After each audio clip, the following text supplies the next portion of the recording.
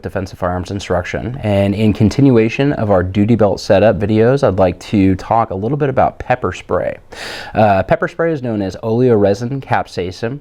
A couple of the manufacturers that I would recommend sticking with are Defense Technologies and Sabre. The reason I'm going to suggest that is because I know personally that our local law enforcement uses both of those brands of pepper spray. So it's a really good built-in defense if you use that pepper spray to say it's exactly what my local law enforcement is carrying. Having said that, there are three main types of pepper spray that we want to be aware of. The first one I want to talk about is foam. So foam pepper spray is really good for indoor use. It's going to work out really well. It's going to reduce cross-contamination, and it's going to be able to be more target specific. If I'm going to use foam, typically I'm going to use foam in an indoor setting. The next one that I'm going to talk about is going to be stream. Now, stream is really good when you are outdoors, especially in a little bit more of a windy type area. You're going to be able to specifically target one individual, and it doesn't work as well in area contaminations. However, it's going to work out really good in an outdoor type setting. One thing you need to be careful with when it comes to using stream pepper spray is backsplash. So if you are using stream pepper spray, if you are within less than 3 feet, there is some splashback potential with that type of pepper spray. The last one we're going to talk about is going to be fog. Now, fog is really good in area contaminations, and it's really good for getting a lot of product out very fast. You know, I almost kind of look at the fog unit as kind of the shotgun of the pepper spray world. It gets a lot of stuff out there really fast. However, it increases the probability of cross-contamination. So, you know, you may be aiming at one individual, and inadvertently, because of the amount that's being distributed out of the can, it's going to, you know, potentially get a lot more than just one person. The next thing I'd like to talk about is going to be the sizes of cans of pepper spray that we are going to use. As far as duty aerosol, the two that I recommend are going to be the Mark III and the Mark IV. Now, the Mark III is a little bit smaller. It doesn't have as much pepper spray inside the can. However, the benefit is it's going to be easier to carry on your duty belt. The other size that I recommend is going to be the Mark IV. And so the Mark IV is a little bit bigger. It's got a little bit more pepper spray within the can, and it's definitely going to work out really well. So let's go ahead and talk about the pouches that we are going to be using to carry our pepper spray in. Much like handcuffs, these pouches come with snap or Velcro closures. I'm also a really big fan of Bianchi Accumold because it's a little bit easier to maintain and it's a little bit quieter. This specific one is going to be a snap. I highly recommend the snap over the Velcro. Yet again, if for some reason I am in a physical altercation, if I'm rolling around on the ground, the snap closure, in my opinion, is going to hold this a little bit more securely, and the Velcro is going to break down over time, so it could open up this flap, and there is a probability that I could lose my pepper spray if I am in a physical altercation.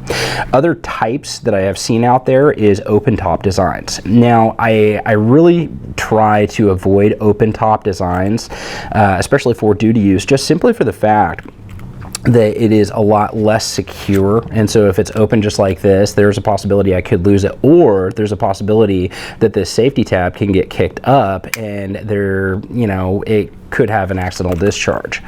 Bearing that in mind, as far as placement on the belt, my personal preference is I will carry my pepper spray between my handcuffs and my firearm on my dominant side. The reason why I'm going to do that is because, you know, if you have the pepper spray all the way at the front, it's going to be easier for you to retain control of it. Naturally, if something happens, we kind of suck in, you know, close to the body, and so I feel like I can protect my pepper spray just a little bit more, and it reduces the range of motion. If I have my hands all the way up front, I'm going to be able to get to my pepper spray a lot faster and deliver that OC on a suspect in a defensive type situation. Now, personally, I would never ever carry any pepper spray behind my gun or on my back. That could increase the probability that I could have an accidental discharge of pepper spray when I'm getting in and out of a vehicle or when I'm going from a seated to a standing position. Generally speaking, I'll carry 2 cans of pepper spray on my duty belt. The reason why I'm doing this is because when my environment is changing, I'm going to want to use a different type of pepper spray. So typically, since I consistently find myself moving inside and outside, I will carry a foam unit. I usually put the foam up front, and I will carry a fog unit in the back. The benefit, like I said, if I'm indoors, foam's going to work a lot better. If I'm outdoors, fog is going to work pretty good for area contamination. There are some circumstances when I am outdoors that I may switch out the fog unit for a stream unit, but a lot of that's just based on the environment and what I am doing as far as a security role. Some of the considerations about pepper spray I'd like to talk about is some pepper spray is flammable. So I know that there is a lot of interest, especially with law enforcement and security, in using tasers like the X26. If we are using an oil-based pepper spray, it's important to remember that oil-based pepper sprays are flammable. And so if I'm going to use a taser, then I'm probably going to want to stick with water-based, which is a non-flammable OC product. Another thing that I would highly recommend is on your notebook that you keep on your person, record the lot number and the serial number in addition to the expiration date of your can of pepper spray. If for some reason there is an issue with this batch of pepper spray, then the person that you bought it from, in a lot of cases, is going to get contacted by the proprietor of this can of pepper spray.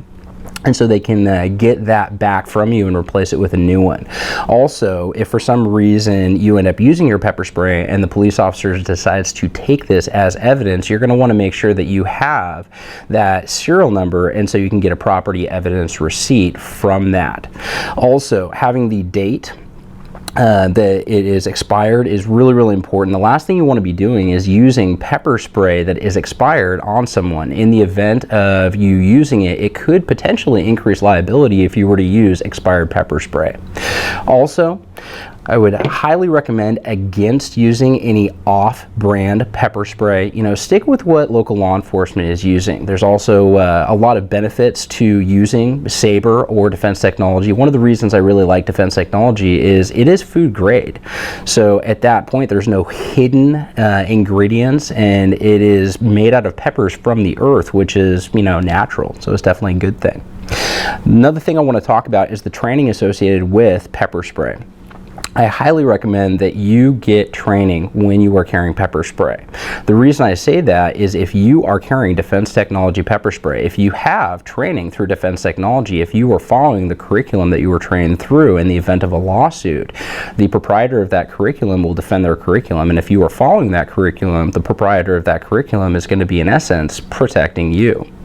Now, our company, Defensive Firearms Instruction, we run training courses on a very regular basis. We've got our training calendar set well in advance on the main page of our website. So feel free to contact us directly or visit us on the web at defensivefirearmsinstruction.org, and we'd love to see you in one of our classes.